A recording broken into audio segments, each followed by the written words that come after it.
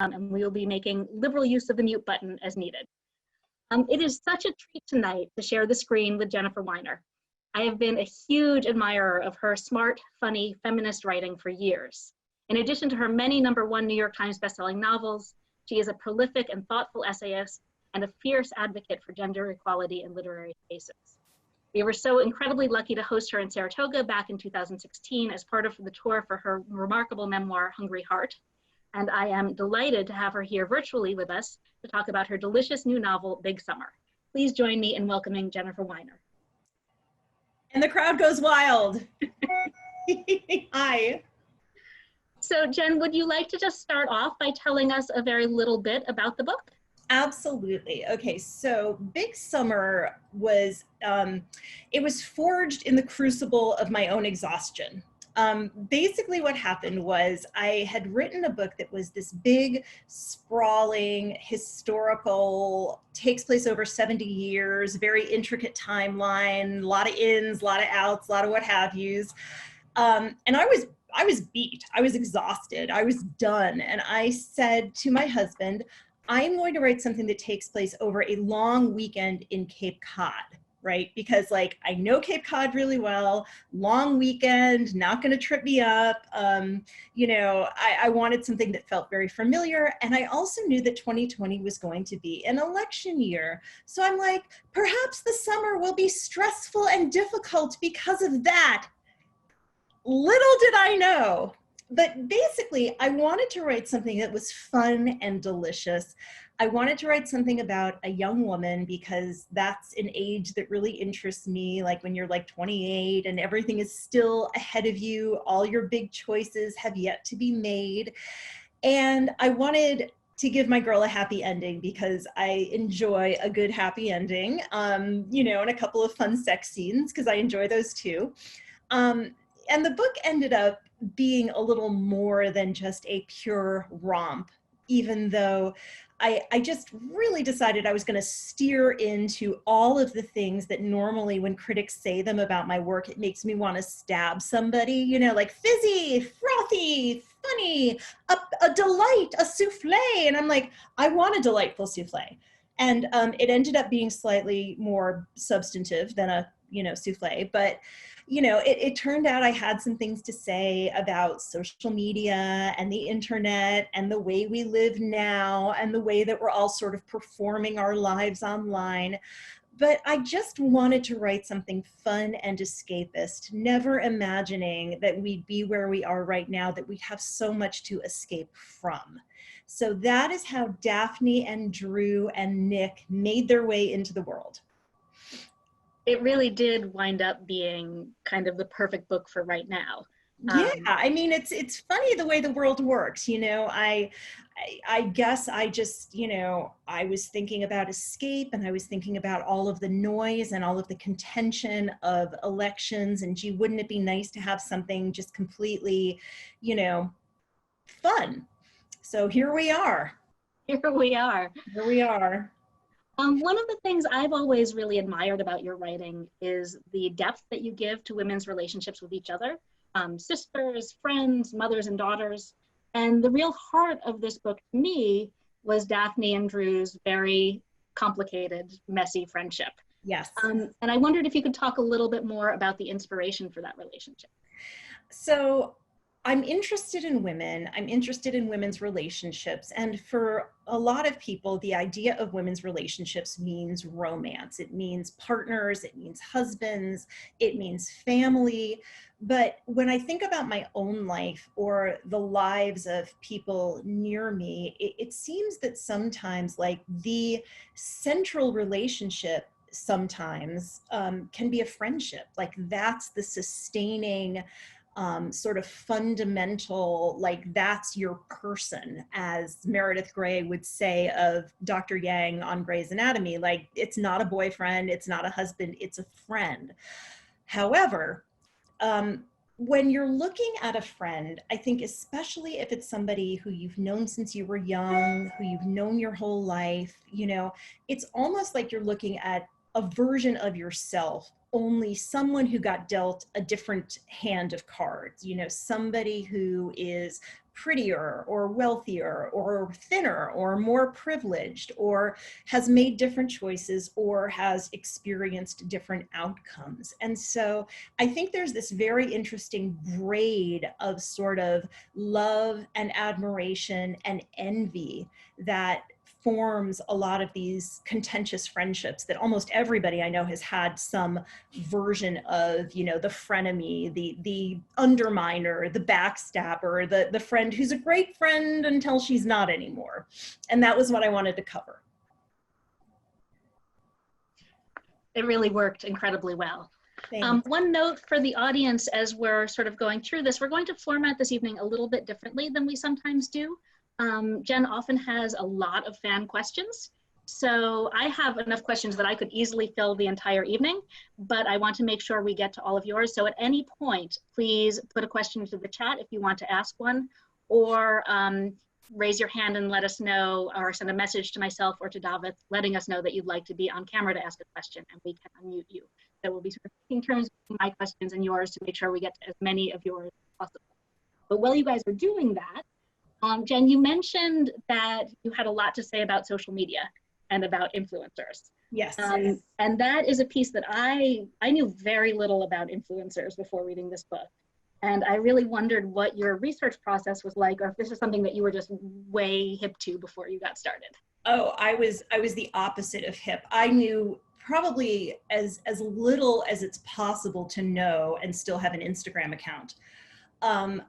I sort of had this vague idea that there were young women out there who were making lots of money, sort of selling their brands, which is sort of their identities, really. Like, I didn't really know much about how it worked or about the economics of it. Like, I knew that somebody like Kim Kardashian could command, you know, a tremendous amount of money for posting about somebody's lip kit or somebody's waist trainer, but I didn't really understand how it worked for the more quotidian brand of influencer, we'll call them. And I also, you know, there was a ton that I didn't know, but once I started paying attention, I started, you know, there would be these scandals, and a number of the scandals, the real life scandals, made their way into Big Summer. For example, there was a couple, and the young man and the young woman both had sort of jobs in the media. They were both very attractive people. They both had lots and lots of followers, and they became engaged. And they told their followers, like, oh, come watch our stories. You know, we're going to take you on this wonderful scavenger hunt and you can follow along. And it's a total surprise. You know, the girl doesn't even know about it. The guy planned the whole thing. And people are watching them. You know, they're jetting off to Paris. They're going to the Eiffel Tower. They're going here, they're going there. And he's proposing. And there's the ring. And there's the restaurant. And there's the hotel. And it's like you're on this magical fairy tale journey until you learn that the whole thing was sponsored, that the whole thing was scripted, and it was pitched to various companies. Like this couple like went to the airline and said, hey, we're going to do this, and we have 500,000 followers, and do you want a piece of this? And they went to lots of different people. And as a writer, I think you're always interested in sort of the dividing line between artifice and reality, between what is being presented as real and what is the actual truth. And this was a case where there was just this enormous divide between this couple saying, hey, here's this totally organic thing that's happening, and it wasn't, you know? And so when I read about something like that, it was like, well, geez, how can I not like use that in a novel? It's crazy, and it's delicious, and it's human, and, you know, and there's lots of influencer scandals. I mean, there are, you know, I wrote a column for the New York Times about one a couple weeks ago where there was a mommy influencer, which is a whole nother world of these women who sort of they have monetized YouTube channels, and they post videos of like, here I am with my kids, you know, here I am, mother of 5, you know, here's my fitness routine, here's what I eat, here's what I make my kids. And, you know, you watch them and you sort of feel either inspired or like toxically envied, in my case, you know, like, how are they doing this?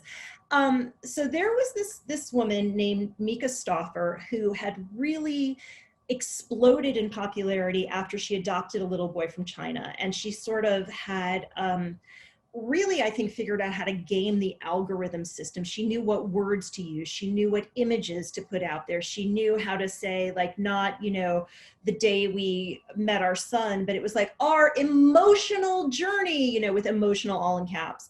So for years and years and years, not years and years, for 2.5 years, she was chronicling this journey, you know, the application process, the raising money, which her community then became involved in, the trip to China to get this child, the difficulties they had with him once he was back. And then the kid just dropped off their feed.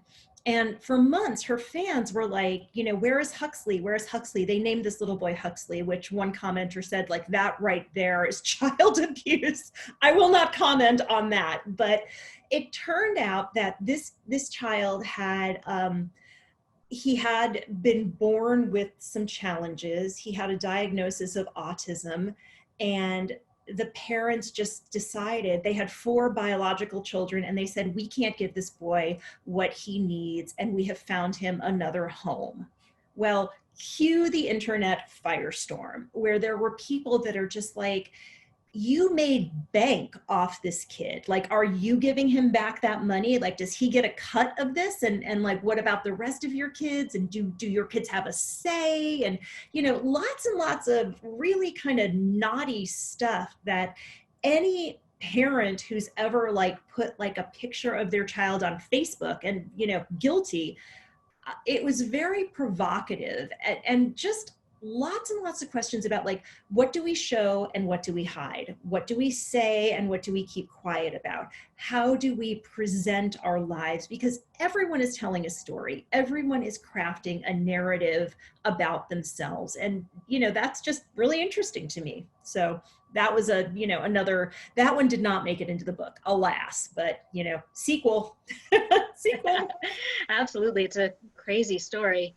I thought a lot as I was reading about Daphne's business, it Yes. really is a business, about the ways in which influencers, and I'm guilty of this, absolutely, have been sort of dismissed as being it's this very shallow, coded female thing. And yet it can be, even in these kind of horrible cases that you're outlining, actually a very sophisticated business arrangement. Well, there's a lot of good to it. I mean, because yes, you can dismiss it as frivolous, as superficial, as damaging. However, Daphne, who is the heroine of Big Summer, and just to back it up a little bit. So Daphne is this young woman who lives in New York City, and she has survived this moment of viral humiliation, this completely devastating thing that somebody was holding up a camera while it happened. And of course it ends up on social media, and she's sort of the talk of the town for a day. And what she decides to do is, instead of allowing herself to be shamed, she's going to kind of steer into the skid, and she reinvents herself as sort of a body positive influencer who's sort of working in the plus size fashion space, which is its own little world. And it's a really, really interesting world. And there's a ton of really great, positive, supportive stuff that's happening there. I always joke that, like, when I was a young woman, the only plus size representation that we had was like Miss Piggy on the Muppet Show, Fat Monica on Friends, and then, you know, the plus size girl in Wilson Phillips, Carney, who was always hidden behind like the grand piano that happened to be on the beach, right? You know, there just wasn't any representation, and there wasn't any chance to see those bodies normalized or presented as desirable or beautiful or fashionable or any of that stuff. And along comes the internet, and now it's like you can Google hashtag body positivity and you can find all kinds of women of all shapes and sizes, all ages, all races, all ethnicities, and they're all just like, they're doing yoga, they're dancing, they're in bathing suits, they're at the beach. And it's this wonderful, supportive community where they're really great about supporting each other and promoting each other and having each other's backs, you know. And then there's trolls, which are terrible and disgusting and upsetting. But, you know, that was one thing that really like made me think, because it is, like you said, it's very easy to condemn that world, to just be like, this is superficial, this is silly, this is commercial, this is consumerist, this is all about buying stuff. But not everywhere is like that. And there are places, I think, where the internet is really doing some good. And that was one of them. And that actually leads me to another of the things that I was thinking about as one of the really big ideas that snuck its way into this book when you maybe weren't meaning to, which is that idea of fat acceptance and the harm that diet culture does. Right. And in particular, there's a flashback fairly early in the book to Daphne's summer with her Nana. Yes. Which I found absolutely devastating to read. I don't know if other people have finished, have read ahead yet. Was that part of the book difficult to write? It was really hard to write. And I was lucky. I didn't have like one of the worst experiences of like being put on a diet as a child. I mean, I remember like getting some dietetic Jello at one point while everybody else was getting ice cream, but like that was as far as it went, thank goodness. And however, what happened was, while I was writing the book, Weight Watchers rebranded itself as, they're now WW, they're not Weight Watchers, they're a lifestyle organization, they're no longer about weight loss. Yeah, right. And they launched an app, and the app is designed for kids as young as 8 years old. And it's a food tracking app where, you know, these little kids are supposed to be entering, you know, here's what I ate, and there's green foods and there's yellow foods and there's red foods, which doesn't sound terrible on the face of it until you start paying attention to the research, which says that when you make kids track their calories, track their foods, enter things into their phones, you know, when you make them that aware, you are not creating thinner children or thinner adults.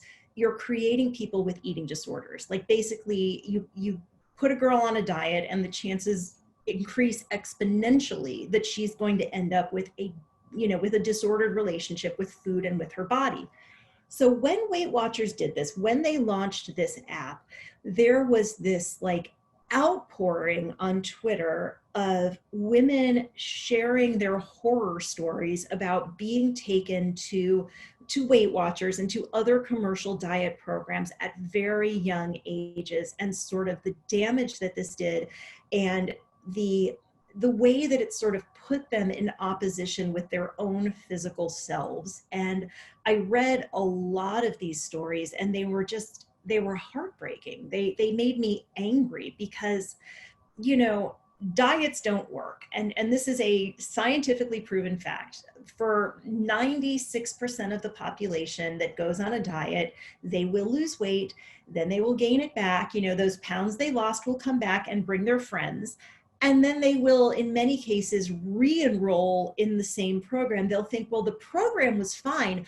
I was the one who failed here. And they'll just do it again and again and rinse, repeat, you know, ad infinitum.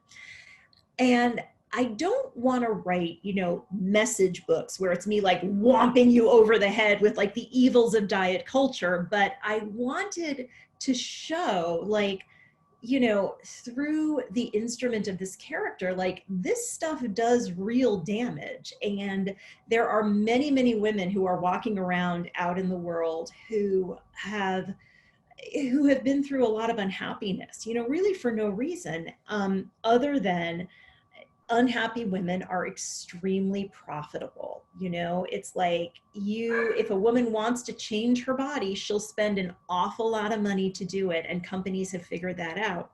So yeah, I mean, that was one of the things. It's like, you set out to write fluff and this is what happens. But yes, there it is. Was that, I know these books are a little bit older than the story you just told about Weight Watchers, but you have your wonderful 2 children's books. Yes. Littlest Bigfoot, which also really, in a very age-appropriate way, deal with body positivity. Yeah. It seems like that's a very important theme to you. I have daughters. I mean, that's the short answer. Like, people are just like, well, why do you write about this stuff? Why do you care so much? Why does it come up again and again and again? And it's like, I think that it was a theme of my own life, but now that I have a teenager and I have a 12-year-old, and I can see, I watch with them. I watch the shows they watch. I try to read the books they read. I have not learned to play Minecraft, but like, I know what it is. So yeah, points for me. I go on TikTok and like see the TikToking. And, I think a lot about what I was exposed to as a young woman and all of the ways the world has changed and all of the ways the world has not changed. And it's like, I hope to be a force for good. I hope to be able to say to my readers, whether they are mothers or women or young women, like, this is something, this is profoundly damaging, and the damage lasts a long, long time. And I want people to be aware of it. I want them to be aware of all the ways that it's, that it's out there in very visible ways, and that it's out there in ways that are maybe a little harder to suss out. It really goes back to what you were saying earlier about the representation that wasn't there when we were girls. And yeah, now. So as a fellow mother of a teenage girl, thank you for that. Oh God. Pray for us, right? Exactly. Audience members, don't forget that if you have a question of your own, you can ask the chat, though I could go on all night, but please do feel free to jump in with questions if you have them. Without getting into spoilers, in Big Summer, I really enjoyed watching you play with some of the tropes of a mystery novel, which is not something you've done super frequently before. No. Was that a fun thing to be working on? Yeah, I mean, again, it was like this impetus of like, I want something that's fun and delicious and escapist. And it's like, I knew I had my character pretty early. Like, I knew who Daphne was. I sort of had an idea of like what she was going to be doing with her life and the journey that she was going to be on. I had my setting. I knew there was going to be a wedding, because like, where else do you find all that crazy but a wedding? And then it's like, well, what's going to happen at this wedding, and what's going to sort of be the engine that drives the plot? And then it was like, you know what? I'm going to write a murder mystery. And it was, I feel bad about saying this because there's like a dead body, but like, it was fun. It was terrifically fun to sort of put my heroine in a situation where she sort of has to become Nancy Drew, because she realizes that like, if she can't figure out who did this crime, she's likely going to be one of the suspects. And she can't really give a full accounting of where she was that night, because she was with this guy and the guy has disappeared, and she can't be like, well, I hooked up with this hot guy who crashed the wedding and he wasn't on the guest list, but I swear that it happened, like, so she's got to go figure this out. And I love reading mysteries. I love, I have my authors who I like constantly go back to. I love Susan Isaacs. I think I've read every book that Jonathan Kellerman has ever written.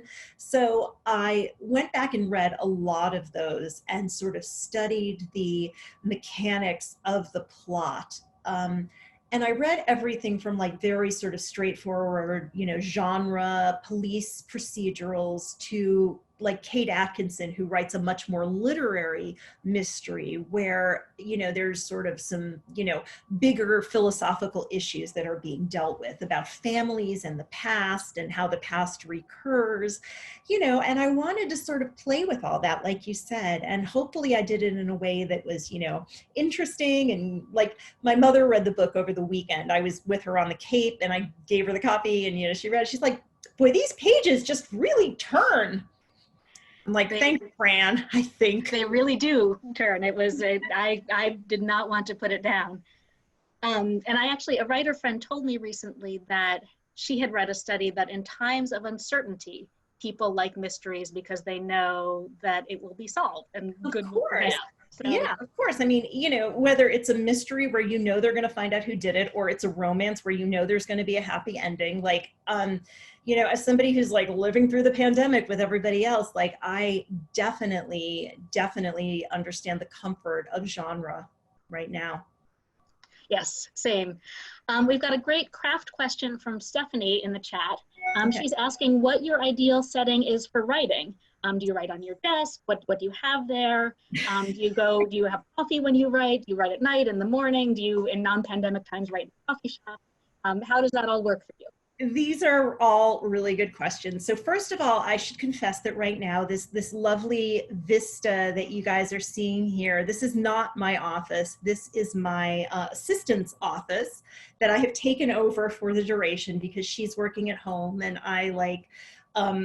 I'm haunted by this account on Twitter that's called Rate Your Zoom Room, where it's somebody who just like looks at people on TV and they're just like, you know, bad lighting, bad art, you know, raise the computer.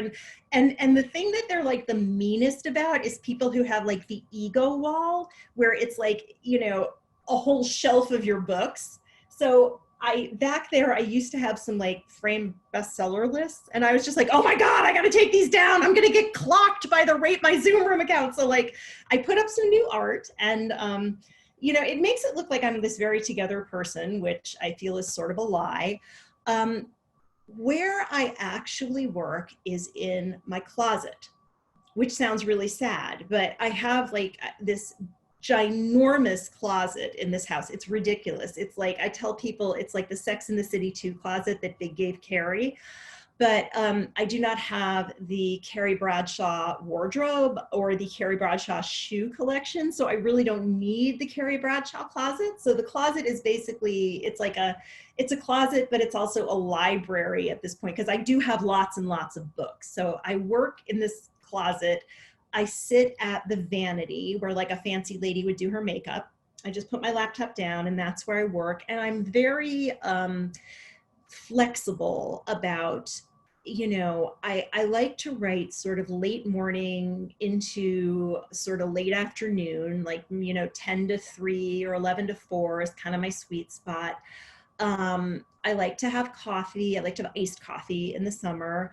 I don't like to have music. My dog is usually there, but I'm not fussy. Like, I wrote chunks of a novel like behind the wheel of my minivan in the carpool pickup lane, or at Little Jim. Like I would like type, and then my kid would run by and I'd like pick my head up and wave and then I type.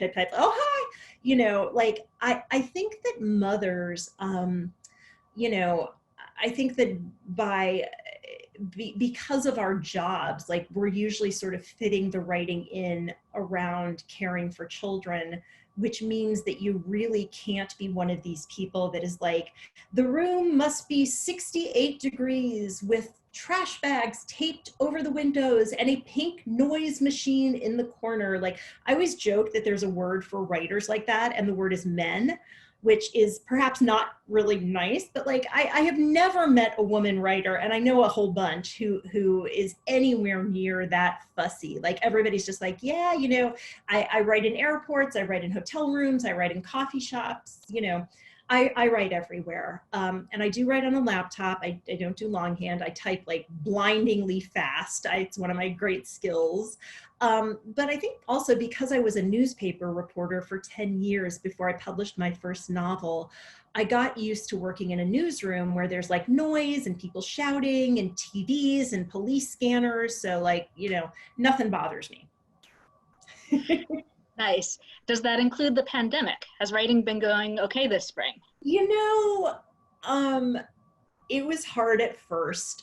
Like it's starting now to feel like this is going to be the new normal, especially now that I'm starting to hear, as I'm sure all of you are, things like 2021, 2022, you know, things being canceled. Like here in Philadelphia, they've canceled all large gatherings through 2021. I don't think my kids are going to go back to school in person, or if they do, it's not going to look like a normal school year. So now it's just like, you know, if this is the new normal, like I better get back to work, really. The thing that I was working on in the early days of the pandemic, though, was the third book in my Littlest Bigfoot trilogy. And that felt it felt like that world was kind of easy to access for some reason because it's so far away from reality. But now I've got the question of like, well, if I'm writing books that are set in the present, which is kind of what I do, like, do I have the coronavirus happen? Do I invent some kind of alternate reality where there's no Rona? Like, what do I do? How do I handle that? I haven't decided yet. I don't know. Jen, we've had a couple of questions in the chat box. I'm going to pose one of them. This one's from Kara. She Okay. says she's so excited that the setting of the book is Cape Cod. It's one of her favorite places on earth. She's been saving to read it on the beach there when she can. What are some of your favorite spots on the Cape? Okay, so I grew up in Connecticut and I went to Cape Cod. That was like my vacation. That was where my parents would take us. We would go to Truro on the outer Cape. So like those of you who know Cape Cod, it's like I'm not doing this right, but like as you come around the wrist, like we're basically like somewhere at the end of the palm, I guess, close to the fingers. So that like the outer Cape is this really interesting place that I hope I captured and did justice to in Big Summer, because it's like the anti-Hamptons is what I like to tell people. It's very wild. It's like there's no like manicured lawns. There's no gated estates. It's like this very kind of funky, you know, there's lots of artists, there's lots of writers, there's lots of kind of random weird people. They call them wash-ashores, like people who just kind of land there and stay. And so I love Truro. I love Provincetown, which is at the very, very, very end of the Cape. And there's a wonderful book there that's called A Home at the End of the World. And it's by, Michael Cunningham, thank God I remembered his name. How embarrassing would that have been? And it's just this wonderful, funky, extremely, extremely LGBTQ plus friendly, like they have carnival, they have pride, they have tea dances, and there's drag queens in the streets all the time. It's just this funky, embracing, you know, and then you have that aspect of the community that sort of lives side by side with like these Portuguese families that have been there for generations, and they fish and they, you know, they get lobster. So it's got a lot of tradition and a lot of interesting history in terms of writers who have been there. So the Outer Cape is really like the place that I love to be. And I've written articles in the past, if you really, really want to get granular about like, you know, here are my favorite restaurants, here's my favorite beach, you know, stuff like that. And I was lucky enough, I've been there a little bit this summer already. I'm going to be there again in August. It's really paradise as far as I'm concerned. So there it is. Thanks, Jen. Sure. Provincetown is great, and all kinds of authors live there I've encountered. Yeah, we have right. a question here from Catherine King. She says she's so happy to be here with you, and your work has meant so much to her. But who is your favorite character that you've ever written?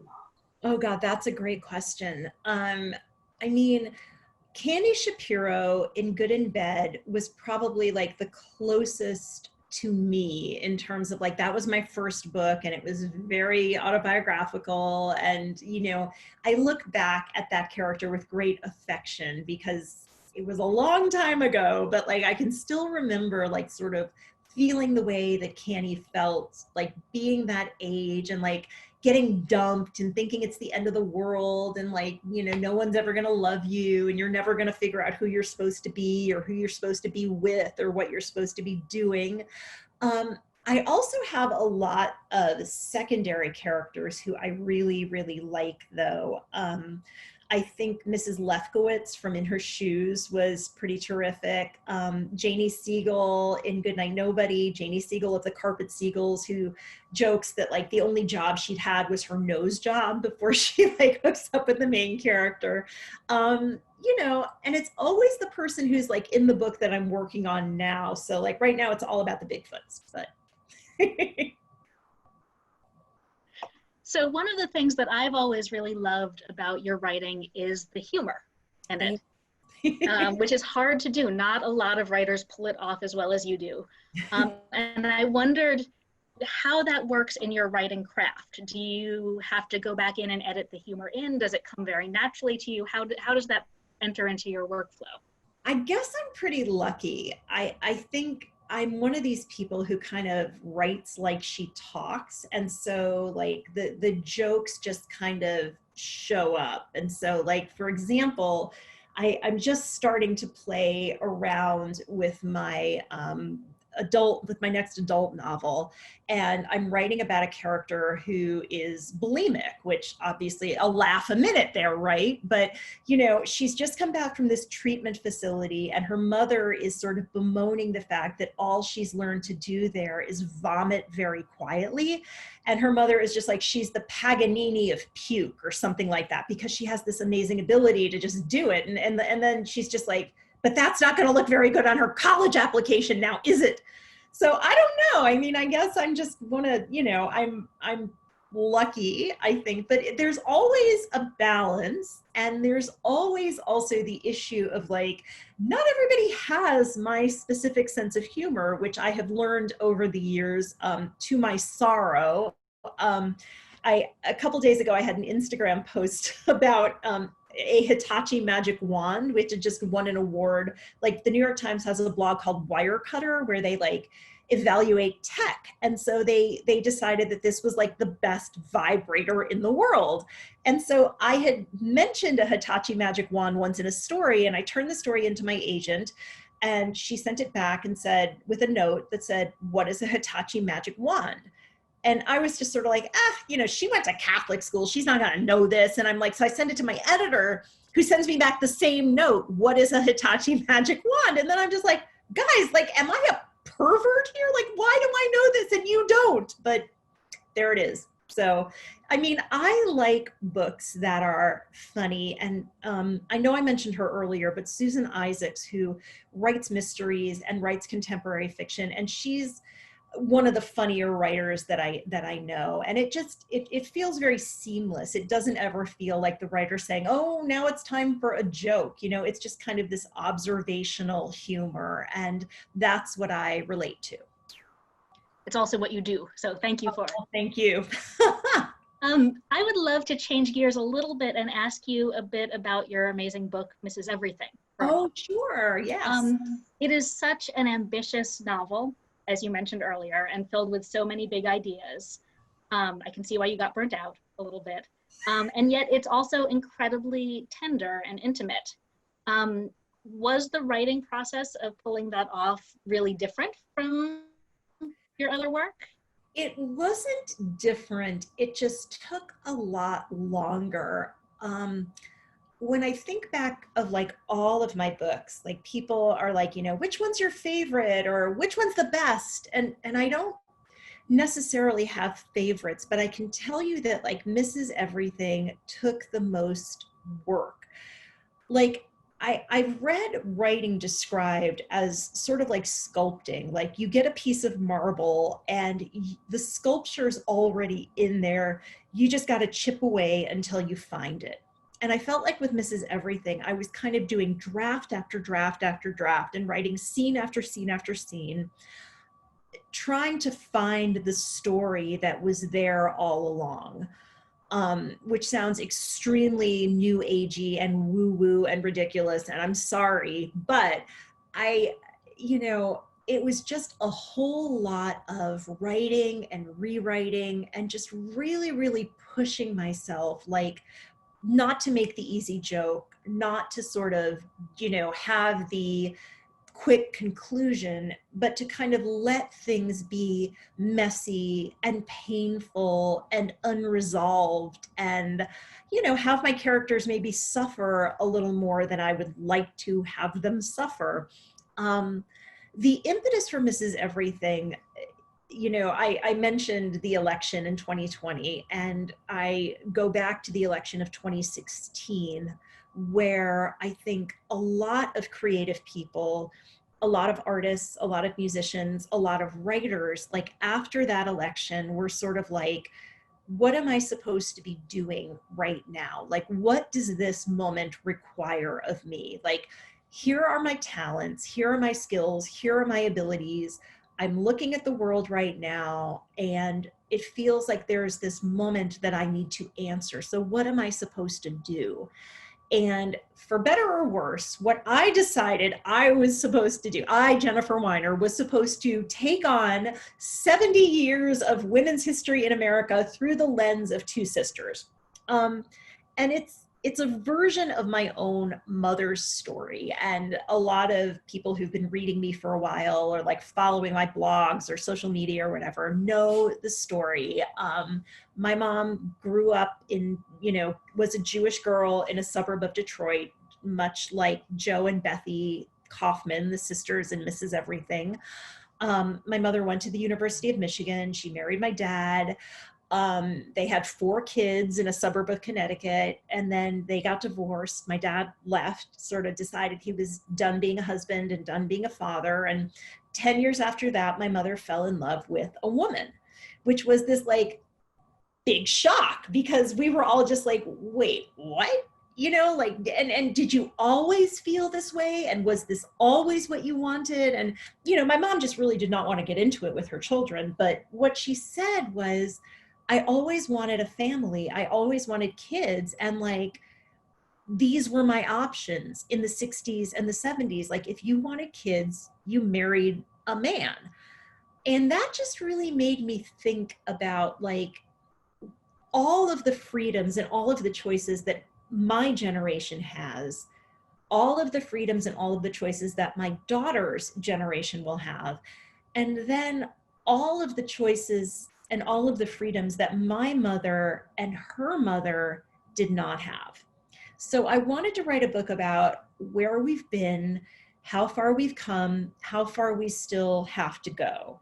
And that became Mrs. Everything. And I mean, like you said, it really was kind of my swing for the fences, my legacy novel, somebody called it, which was extremely flattering.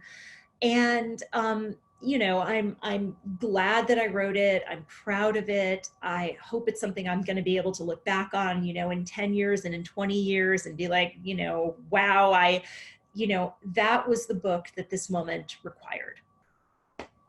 There's actually a comment in the chat from Mary, which actually sums up how I feel about the book too. So thank you, Mary.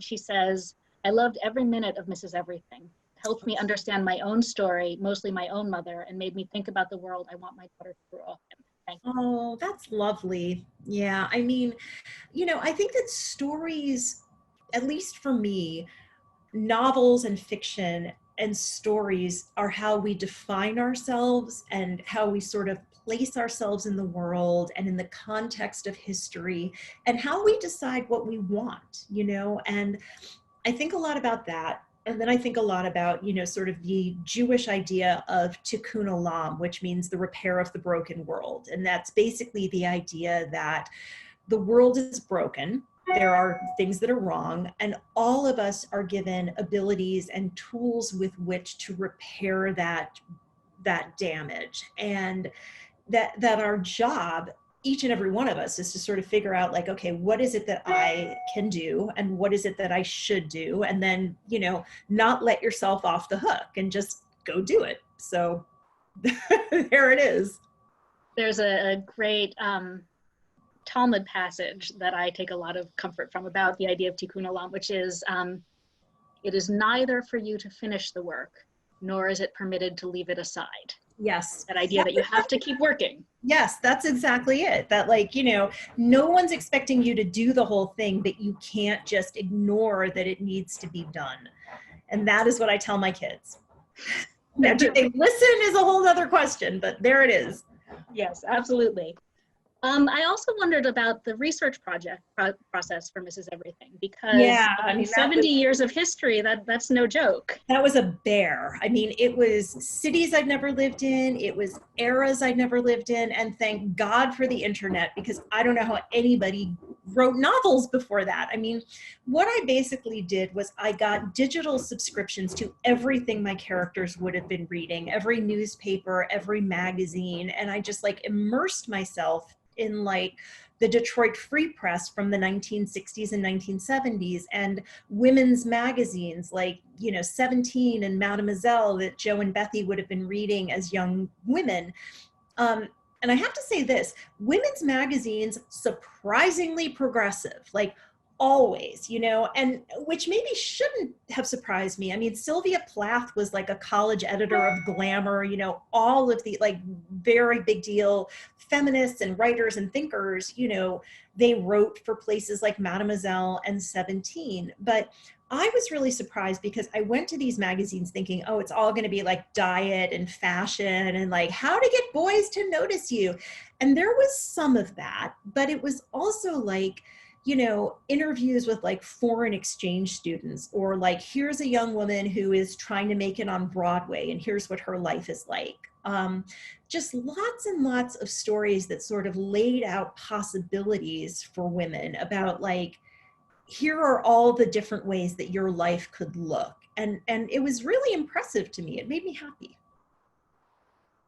Again, I think it goes back a little bit to the ways that we in a culture dismiss things that are gendered as female, and that even those of us who try to be feminists can be guilty of that. It's like you internalize it and you dismiss it, even if it's the work that you yourself are doing. I mean, yeah.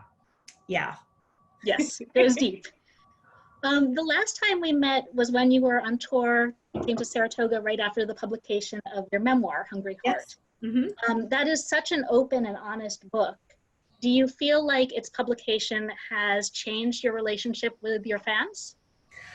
I think that like every time I would do a reading, somebody would always come up to me and say like some version of this.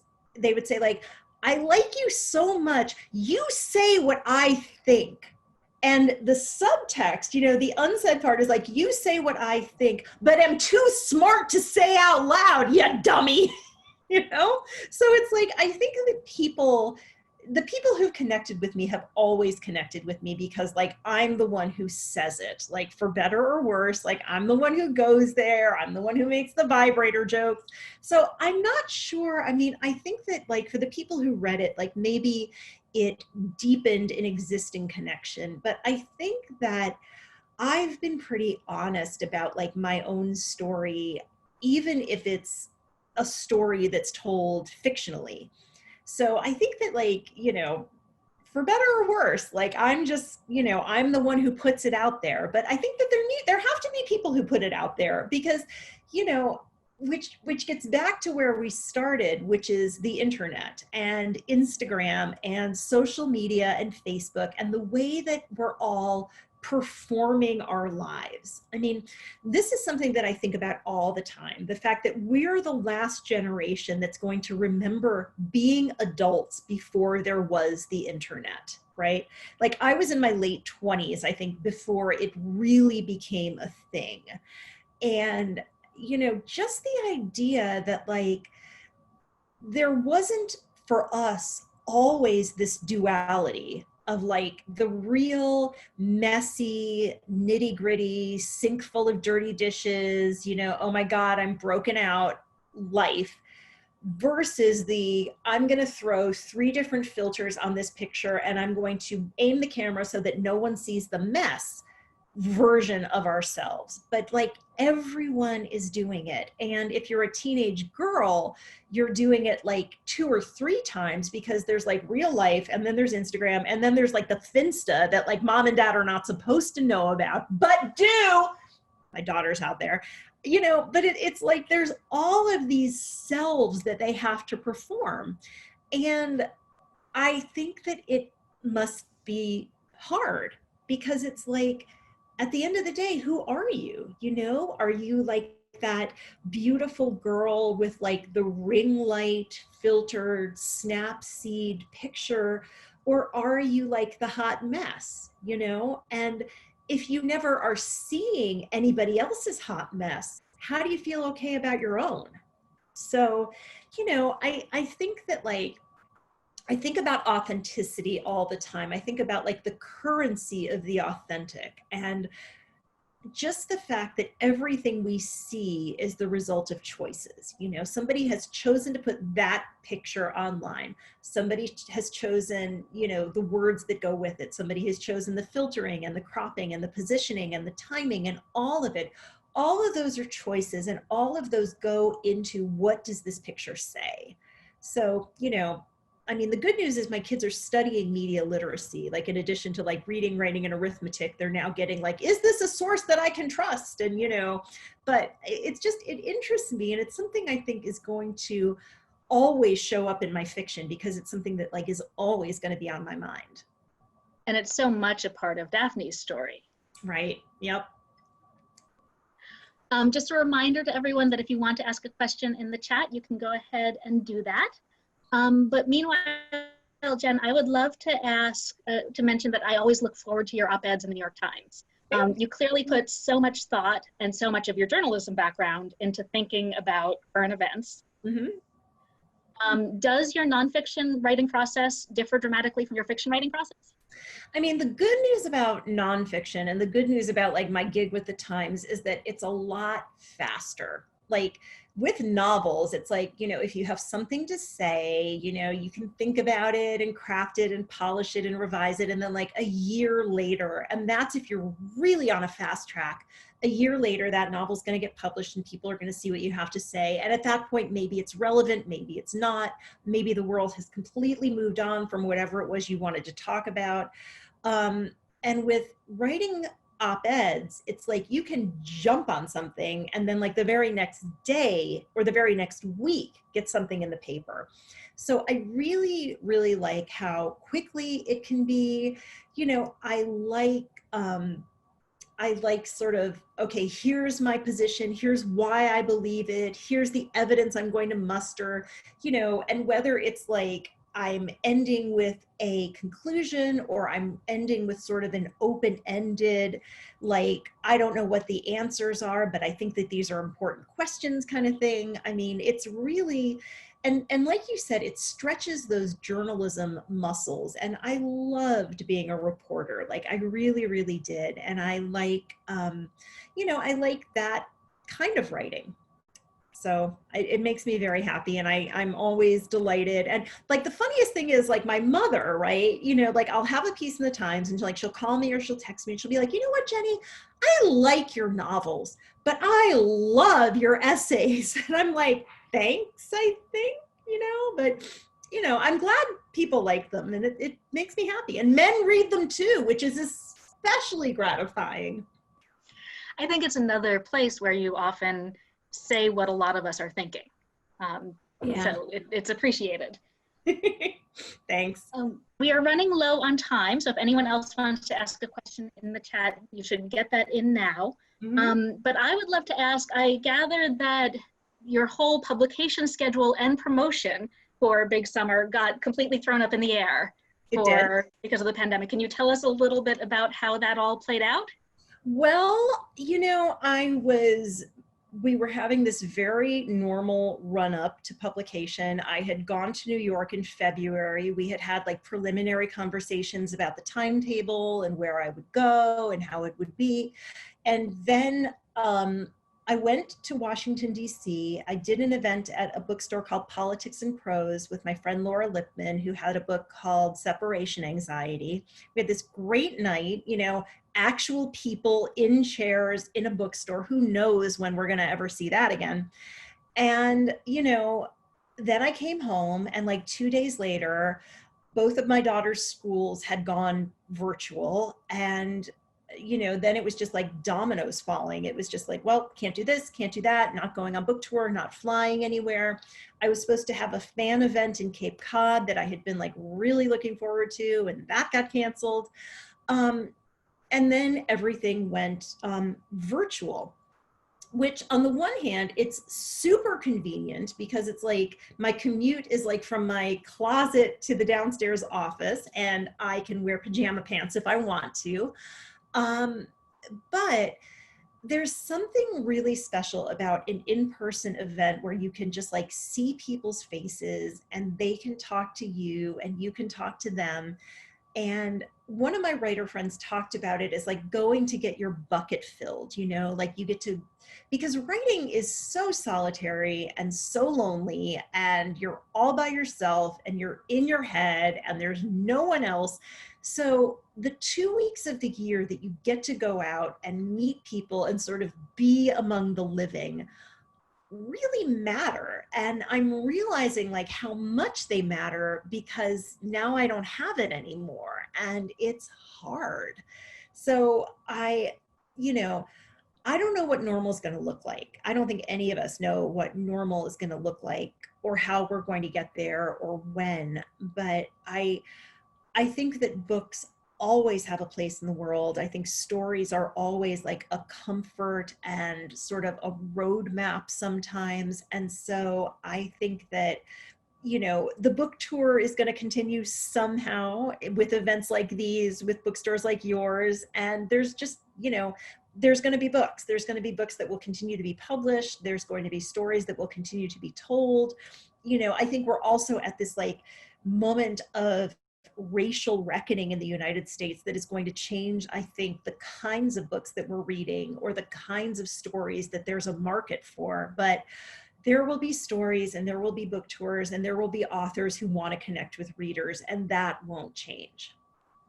And we look forward to that happy day very much. It's been crazy for us too. Sure. We have two last quick audience questions, which I think I'll just bundle together. Absolutely. And that will be our last questions. Lori wants to know what you're drinking.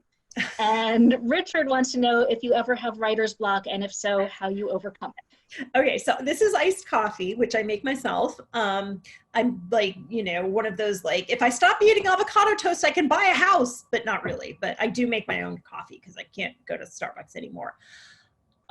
So writer's block, I'm really lucky. I'm like knocking on wood, but I don't get writer's block. And I think that has to do with being a journalist, where I began my career at a small local newspaper in central Pennsylvania, where I covered 5 school districts, and I would write like 1 or 2 or 3 stories every single day. And if you're the kind of person who's like, well, I know I was supposed to write 8 inches about the sewage board hearing, but my muse has not spoken to me. Like, you're not going to last very long in the world of local journalism. And so for better or for worse, I can always get some words on the page. Now, are they the right words? Are they, you know, am I going to come back the next day and be like, well, this is hot garbage, and like erase the whole thing? Maybe. But like what I tell people is like, if you just get some words on the page, like that's big. And you don't have to wait for anyone's permission to do it. Like that's the other thing I find. Like, and again, especially with women, it's like, well, I don't have an MFA, or I wasn't an English major, or I have a story to tell, but I don't think I can do it. It's like, you can try, you know, and like if you're waiting for someone to give you permission, I have now given you permission. Jennifer Weiner says you are a writer, so you can go sit down and you can tell your story too. So unfortunately, that is all the time we have this evening. I could stay here all night, but I know people have places to go. So Jen, thank you. This has been truly a treat and a wonderful evening. You're very welcome. Thank you for having me. And, you know, here's to next year in Saratoga. Yes, please may it be so. Right. Thank you to all of you in the audience for being here this evening. It was really a treat to see you all. Please join us for our future Northshire Live events. Tomorrow we have Natalie Jenner and Nguyen Phan Kimai.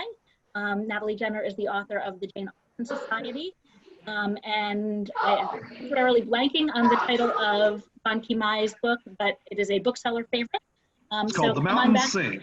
Perfect, thank you, David. So come on back and join us. And next week we have a romance happy hour on Thursday. So that's gonna be a really fun one with Sarah McLean, Sonali Dev, and Kwana Jackson. So come on back. We'll see you all real soon. And thank you everyone for being here.